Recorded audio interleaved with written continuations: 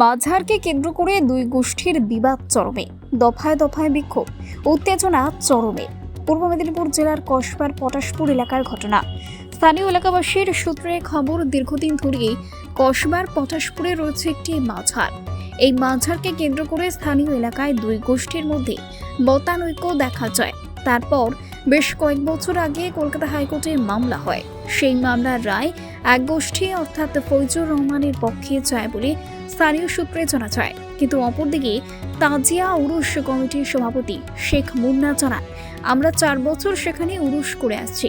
হঠাৎ করে আজকে কয়েকজন এলাকায় গন্ডগোল সৃষ্টি করেছে, মামলা মোকদ্দমা করে এলাকায় অশান্তি সৃষ্টি করছে। তবে ফৈজুর রহমান জানিয়েছে, আইনের প্রতি আমার বিশ্বাস ভরসা আছে। মহামান্য আদালত আমাদের পক্ষে রায় দিয়েছে। এদিন স্থানীয় এলাকায় ব্যাপক সংখ্যক পুলিশ বাহিনী মোতায়েন করা হয়। Bureau report, জজবাত 24 Bangla. এখানে দেখুন, যার পৈতৃক, এটা একটা পৈতৃক জায়গা, যার পৈতৃক জায়গা, যার মানে কি নিজের ব্যক্তিগত প্রতিষ্ঠানকে গোটা গায়াতে মধ্যমাতাল জোর জবরদস্তি করে ওরা মানে দখলদারি করার চেষ্টা করছে। ওটাকে কোর্টে কেস হয়েছিল, কোর্ট একটা ডিগ্রি দিয়েছেন ওনার পক্ষে, মানে আমার মাস্টারমশাইয়ের পক্ষে, ফৈজুর রহমানের পক্ষে। ইনি এখানকার যিনি গদ্দি নাসিম, ওনার পক্ষে অর্ডার হয়েছে। অর্ডার করা সত্ত্বেও এখানে গোটা কর্তৃক মাতাল এসে বলে আমরা গ্রামীণ পক্ষেই, তো গ্রামীণবাসী সব আছে, আমিও তো এই গ্রামের ছেলে, এখানকার ছেলে, লোকাল ছেলে। তবে ওরা সব সময় এই ঝামেলাটা করে এবং উনার বাড়িতেও কয়েকবার অ্যাটাক হয়েছে, উনার উপরেও হামলা করেছে। প্রশাসন এখানে চুপ, বা বাড়ি ঘর সব ভাঙচুর করেছে।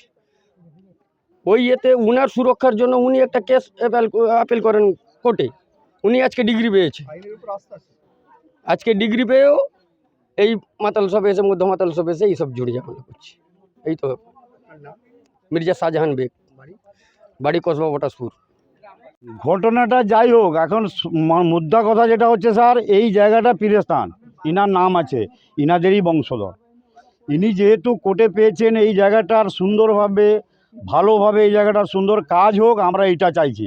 আমরা এই এমনি আসার জন্য যে যিনি অধিকারী, তিনি আসতেও ওনাকে যদি বাধা বিঘ্ন হয়, উনি আইনের মাধ্যমে এখানে এসে পৌঁছেছেন এবং ওনার অর্ডার ওনার পক্ষে আছে।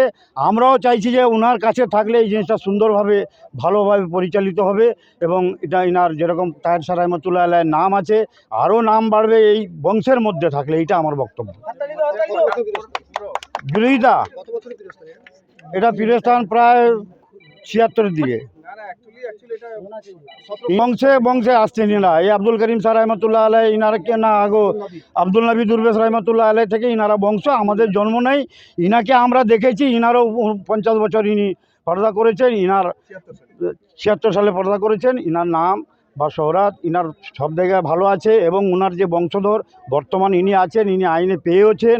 ইনাকে তবু আইনে পাওয়ার পরে, এই যে দেখলেন এক্সিকিউশনে আসার পরেও ওরা কিছু সামথিং মানুষ এখানে বদমাশি করার চেষ্টা করছে। আদার ওদের এখানে কিছু নেই। যারা ইনার ক্রসিয়ার, ওদের মধ্যে একজন প্রেজেন্ট আছেন, আর যে 4 জন, ওরা তো কোর্টের মাধ্যমে সব কিছু পেয়েছেন, ওনারা আসেননি। এখন ওটাকে মানে মিথ্যা প্রচার করা হচ্ছে। তা নয় স্যার, আমরা চাইছি যে যা করুক না কেন, আইনত যে পেয়েছে উনি বংশধর, এই পীর সাহেবের মাজার যাতে ডেভেলপ হয়, উন্নয়ন হয়, উন্নতি হয়, তার জন্য আমি আমার ব্যক্তিগত বলছি যে উনার কাছে থাকলেই জিনিসটা সুন্দর এবং সচ্ছল থাকবে। আব্দুল রহমান খান, কসবা পটাশপুর থানার সামনে। ও থানা থেকে আমাকে একজন অফিসার ফোন করেন, বলেন যে বাবু তোমাদের মাঝার নিয়ে একটা অর্ডার এসছে, ওই অর্ডার বেসিসে একটু কথা বলার আছে, একটু এসে কথা বলবে। থানাতে আমরা আসি, একজন কাঁথি থেকে একজন অফিসার আসেন সিভিল কোর্ট থেকে। উনি কী পদে আছে আমাদের জানা নেই, তো উনি ওনাদের সঙ্গে মাজার শরীফের কাছে যাওয়া হয়।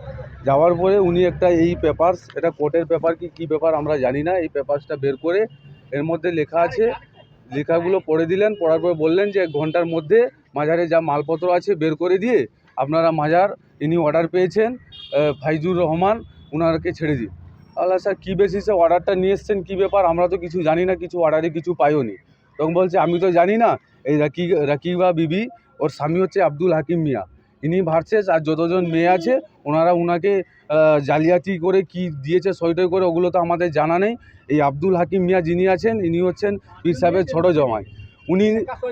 উনি সবার সই করে দিয়ে বলছেন এবার উনাকে অধিকার, তো অধিকার উনি যে চাইছেন 17 ডিসমিল জায়গার উপরে, ওই জায়গাটা আদৌ 17 ডিসমিল কি যিনি অধিকার চাইছেন উনার আছে? উনার 3 ডিসমিল আছে। তো প্রথমত বলা পীর সাহেবের তো 6 জন মেয়ে আছে, উনার জায়গা উনার অধিকার, মেয়ের অধিকার, তো উনি কি করে পেলেন তাও আমরা কিছু জানি না, ডকুমেন্টস কিছু নেই। ও যিনি এসেছিলেন উনি দিতেও পারেননি। বাদ বাকি হচ্ছে জালসাজি করে তো সই টই করে সব করেছে। এবং বলার বলতে আমরা সব এলাকাবাসী এখানে আছি, আমাদের একটা কমিটি আছে তাহরিয়া উরুস কমিটি, ওই কমিটির মধ্যে আমাদের কিছু দেশবাসী আছে এবং প্রশাসনের তরফ থেকেও ওসি বিডিও সিআই ইনারাও আছেন। তো আমরা 4 বছর বিগত উরুস করে আসছি, তো হঠাৎ কোনো দিন কিছু ব্যাপার না, আজকে হঠাৎ এই পেপারসটা আসার পরে তারপর আমরা যখন জানতে পারি যে ওর মধ্যে উনার ছোট জামাই যে আছে উনি ওদিকে চলে গেছেন। উনি আগে আমাদের দিকে ছিলেন, উনার কাজ হচ্ছে যেদিকে টাকা পায় ওই দিকে চলে যায়, টাকা যেদিকে নেই ওই দিক থেকে আবার সরে যাওয়া। তো এই যে এলাকার মধ্যে দ্বন্দ্ব সৃষ্টি করছে, তাজপুর থেকে এসে পটাশপুরে বারবার ওই আব্দুল হাকিম মিয়া এই ব্যক্তিটা গণ্ডগোল সৃষ্টি করছে, এটা প্রশাসনের নজরে অবশ্যই আমরা দেব, প্রশাসনকেও দেখা উচিত আছে। এবং হচ্ছে আমাদের একটাই কথা বলা, পীর সাহেবের উরুস মাজার শরীফ আছে, উনার মেয়েরা আছে, উনাদের অধিকার উনারা যেন পাক, আমরা এলাকাবাসী উনাদের দিকে আছি। কিন্তু কেউ যে জোর জবরদস্তি, মানে উনার পুত্রা ছিলেন আবু নাসার মিয়া, উনার ছেলে উনি, মানে অনেক পুত্র উনার ছেলে, অনেক ওর কোনো অধিকারই নেই, কিন্তু জোর জবরদস্তি এলাকাবাসীকে জ্বালিয়ে এবং এই পুলিশ প্রশাসন এইসব কোর্ট কাছারি এসব করে এলাকাকে পুরো অশান্তি সৃষ্টি করে রেখেছে। আমার নাম শেখ মুন্না, তাহরিয়া উরুস কমিটির প্রেসিডেন্ট। দীর্ঘ প্রতীক্ষার অবসান মানে 1987 সাল থেকে এই টাইটেল শ্যুটটা চলছিল। এখানে টাইটেল শ্যুটে যারা বাদিনী ছিলেন তারা কেস করেছিলেন, আমরা বিবাদী ছিলাম সেখানে, আমার বাবা সেখানে বিবাদী ছিলেন, ডিফেন্ড নাম্বার 3 ছিলেন সেখানে। তো কোর্ট অলরেডি 2008 সালের অর্ডার নাম্বার 5 অফ 2006-এ অর্ডার এতে 31শে জুলাই সম্ভবত তিনি 2008 সালে কেসের আমাদের পক্ষে রায় দিয়ে দেন। বাবাকে এখানকার মানে অ্যাজ এ খলিফা অ্যান্ড সাজ্জাদা নাসিন হিসাবে, খলিফা সাজ্জাদা দ্যাট ইজ রিলিজিয়াস সাকসেসর হিসাবে সেখানে তিনি রাইট দিয়ে দেন সেখানে। তো সেই হিসাবে তারপরে ইনাদের সেটা পছন্দ হয়নি, ইনারা সেটাখানে অ্যাপিল করেছিলেন, অ্যাপিল কেসটাতেও তারা হেরে যান। আমি টাইটেল এক্সিকিউশনের জন্য অ্যাজ এ মানে তার উত্তরাধিকারী হিসাবে, জাজমেন্ট হোল্ডার হিসাবে আমি সেখানে কোর্টে অ্যাপিয়ার হই। তো এক্সিকিউশন, সেই কোর্ট এক্সিকিউশনের আজকে অর্ডার দেন। এক্সিকিউশন অর্ডার জন্য ওখান থেকে নাজিরখানা থেকে নাজির বাবু এসেছিলেন ওনারা এক্সিকিউশন করানোর জন্য, কিন্তু এখানে বাদিনীর মধ্যে একজন বাদিনীর পক্ষে তারা উপস্থিত ছিলেন, আর কেউ সেখানে ছিলেন না।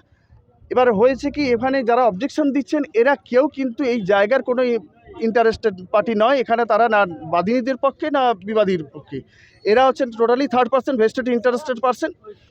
তো এদের না জানি নিজের কিছু স্বার্থসিদ্ধির জন্য এখানে এরা লেগে থাকেন। তো আজকে তাদের বাধা দেওয়ার কারণে আজকে এক্সিকিউশনের কাজটা সম্পন্ন করা গেল না। কোর্ট থেকে যারা এসেছিলেন তারা যথারীতি সই স্বাক্ষর করে সেটা ফিরে যাচ্ছেন আজকে। অবশেষে আজকে হচ্ছে এবার নেক্সট প্রসিডিংস আবার হবে। তাদের বক্তব্য হচ্ছে যদি কিছু আপনাদেরকে থেকে থাকে তাহলে সেটাতে কোর্টে প্রডিউস করতে হবে।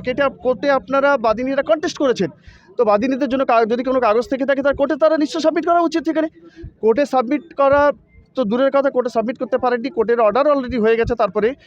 এবং এদের তো উচিত ছিল 2008 সালের অর্ডারের এগেনস্টে আজকে অর্ডারের এক্সিকিউশন আজকে হচ্ছে। তো 2008 সালে অর্ডারের এগেনস্টে তাদের আইনগত ব্যবস্থা নেওয়া উচিত ছিল। ব্যবস্থা যথারীতি তারা নিতে গেছেন, ব্যবস্থা নিতে গিয়ে তারা অলরেডি সেখানেও হেরে গেছেন, কেসটা হেরে গেছেন। আমি সেখানে ডিগ্রি পেয়েছি। তো হেরে যাওয়ার পরে এক্সিকিউশন আজকে হয়ে গেছে, এগেনস্টে কোনো স্টে অর্ডারও নেই, কিছু নেই। তো হাইকোর্টের অর্ডারের অনুযায়ী আমি এক্সিকিউশন করতে গেছিলাম এবং এক্সিকিউশনে সেই অর্ডার হয়েছে। এবার যখন এক্সিকিউশনে এই থার্ড পার্সনরা যখন বাধা দিয়েছে, এখানকার কয়েকজন, তো তারা যখন বাধা দিয়েছেন তাদের কি রাইট আছে, তাদের কি টাইটেল ইন্টারেস্ট আছে সেগুলো তারা প্রমাণ করবেন। যদি থেকে থাকে টাইটেল ইন্টারেস্ট প্রমাণ করবেন, তারপরে আমিও আইনগত ব্যবস্থা দেখব পরবর্তী ক্ষেত্রে কী হয়। তারাও যদি তাদের সাধ্য থাকে, তাদের সামর্থ্য থাকে বা ক্ষমতা থাকে, তাহলে তারাও দেখে নিন, আমরাই দেখছি সেখানে। নিশ্চয়ই কোর্টের উপর আস্থা অবশ্যই আছে, এবং কোর্টের কাছ থেকে আমি নিশ্চয়ই এতদিন পর যখন পেয়েছি অর্ডার, নিশ্চয়ই আবার এর বিহিত ব্যবস্থা কোর্ট নিশ্চয়ই অবশ্যই করবেন আইনগতভাবে। নিশ্চয়ই জয় নিশ্চিত হবে, জয় তো অলরেডি হয়ে গেছে, কিছু নয়। একজন বাধা দিয়েছে, সেখানে বাধা প্রদানের, তারপর বাধাটাকে রিমুভাল করা কীভাবে যাবে তার ব্যবস্থা নিশ্চয়ই কোর্ট আমাকে করে দেবেন। সেটা আছে, আইনগত প্রভিশনও সেখানে রয়েছে। আমার নাম আবুজার মোহাম্মদ ফাইজুর রহমান, আমি জাজমেন্ট হোল্ডার, পটাশপুরের বাসিন্দা, এখানে বাসিন্দা। এবং এটা আমাদের রায়তি কবরস্থান এটা, এবং যেখানে মাজার রয়েছে তিনি আমার প্রিডিসেসর পীর সাহেব। আমার বাবাকে তিনি তার স্থলাভিষিক্ত নিযুক্ত খলিফা সাজ্জাদ রশিদ নিযুক্ত করে যান, এবং as per the custom and as per the Mohammedan law, he has already appointed me in the year 2009 as his successor Khalifa and Sajjad Nasin. And Sajjad Nasin is the curator of Dargah where his ancestors lie buried. তো আমি সেই মূলেই court আমাকে order দিয়েছেন, আমি সেই মূলেই এখানে এসেছি, এবং আজকে যে এক্সিকিউশন এসছে সেই মোহামেডান ল অনুসারেই আজকে এক্সিকিউশনের জন্য এসেছেন এবারে, এবং হবে, নিশ্চয়ই হবে। এতদিন পর যখন হয়েছে নিশ্চয়ই আরও আগে হবে।